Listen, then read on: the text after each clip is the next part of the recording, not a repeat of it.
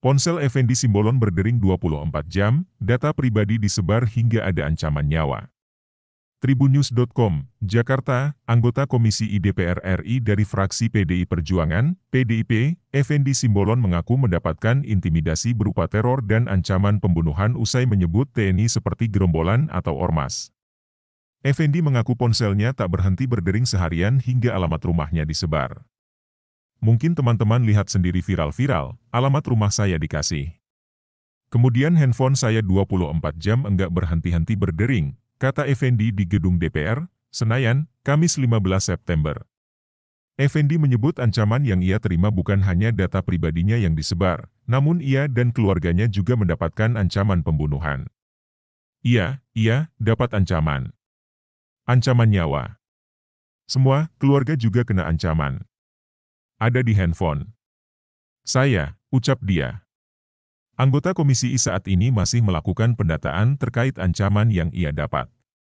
Namun, ia belum berencana menempuh jalur hukum. Ada semua saya profiling semua. Nanti pada waktunya saya buka. Enggak, jalur hukum, jauh di atas hukum, ucap dia. Effendi mengaku heran mengapa dia mendapatkan intimidasi dan ancaman yang begitu banyak atas pernyataannya itu. Saya kira enggak zamannya lagi hanya seorang Effendi Simbolon kemudian dikepung dengan begitu hebatnya, kata Effendi. Saat ditanya apakah nama Jenderal Dudung yang kemudian memerintahkan soal intimidasi itu, Effendi enggan menjawab tegas. Ya kalau itu kalianlah yang menyikapi sendiri, katanya. Effendi Simbolon sebelumnya menuai polemik setelah melontarkan pernyataan yang menyebut TNI sebagai gerombolan. Tak hanya itu, Effendi juga menyinggung hubungan Panglima TNI Jenderal Andika Perkasa dengan KSAD Dudung Abdur Rachman yang dinilai disharmoni. Pernyataan itu disampaikan Effendi saat rapat dengar pendapat Komisi I dengan Andika Perkasa pada 5 September 2022.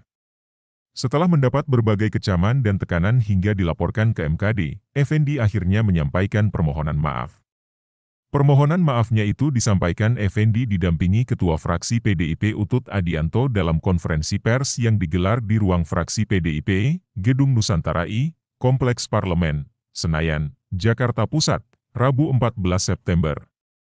Saya mohon maaf. Saya tujukan ini pada seluruh prajurit baik yang bertugas maupun yang sudah purna dan juga para pihak yang mungkin tidak nyaman dengan perkataan saya dan juga pada Panglima TNI saya mohon maaf juga kepada Kepala Staf Angkatan Darat saya mohon maaf dan juga Kepala Staf Angkatan Laut, Kepala Staf Angkatan Udara yang juga mungkin merasa hal yang kurang nyaman, kata Effendi.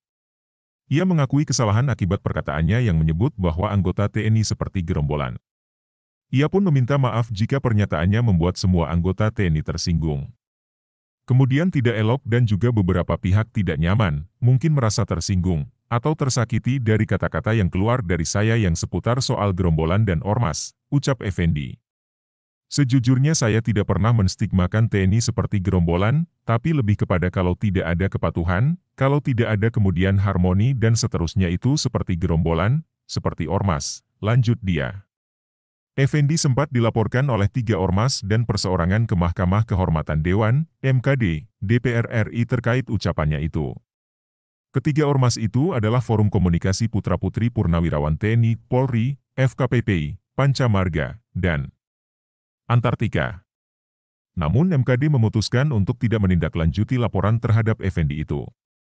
Effendi Simbolon telah melakukan permohonan maaf secara terbuka tanggal 14 September 2022 terkait hal ini dan teradu juga menyampaikan permohonan maaf saat menghadiri undangan MKD. Atas dasar tersebut perkara pengaduan dugaan pelanggaran kode etik terhadap Effendi Simbolon tidak dapat ditindaklanjuti oleh MKD DPR RI, ujar Wakil Ketua MKD, Habibur Rahman, saat membacakan keputusan di ruang MKD, Kompleks Parlemen Senayan, Jakarta, Kamis 15 September. Habibur Rahman mengatakan apa yang disampaikan Effendi terkait isu disharmoni di tubuh TNI merupakan sebuah kritikan yang bersifat membangun.